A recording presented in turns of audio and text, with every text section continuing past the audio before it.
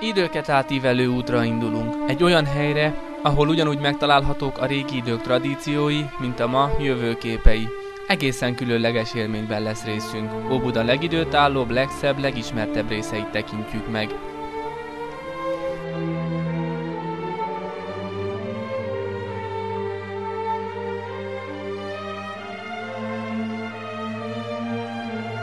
Miközben a helyi lakosok szemében Óbuda az a bizonyos pad, amin, az a bizonyos fa, ami alatt, az a bizonyos épület, amiben, illetve ami mellett.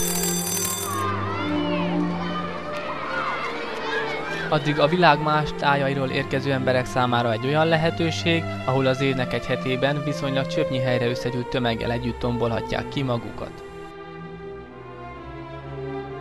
Tartsanak hát velem egy rövid körútra Óbuda legjellegzetesebb részein.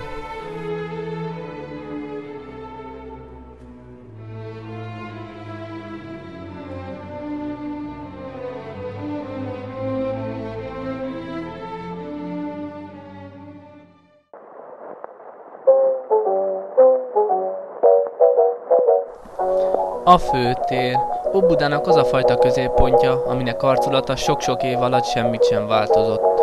Óbuda egykor önálló település volt, jelenleg Budapest 3. kerületének része.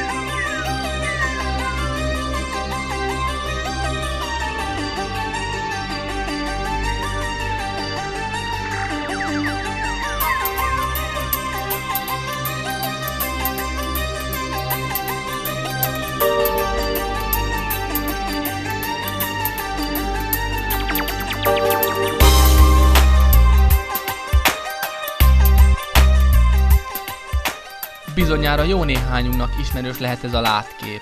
A hajógyári sziget. A környéken túl, sőt még kicsiny országunk határán is túl igen közkedvelt szórakozóhely. Németek, franciák és közelebbi szomszédaink is előszeretettel látogatnak el ide. Minden év augusztusának egy hetében a zene és a tömeg veszi át az uralmat a sziget s így a természet felett.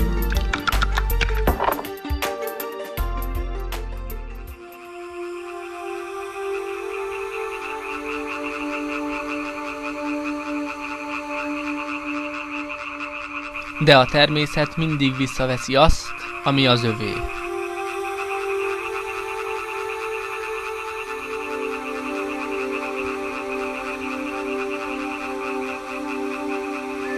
Utunk végéhez közeledve hadd mutassam be azt a helyet, ahol a mai napig a hétköznapok szürkeségében elveszve egy nem mindennapi szürkületre lehetünk figyelmesek. Itt állunk a Bogdáni út és a Huszti út kereszteződésében.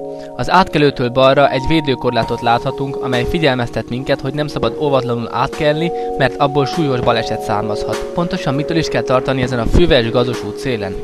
Egykoron szebb napokat is látott ötös viszonylat nyomvonal a lészen ez. Az őslakosok a mai napig hallják a szelíden csilingelő villamos andalító zakatolását, ahogy a házak mellett suhan el.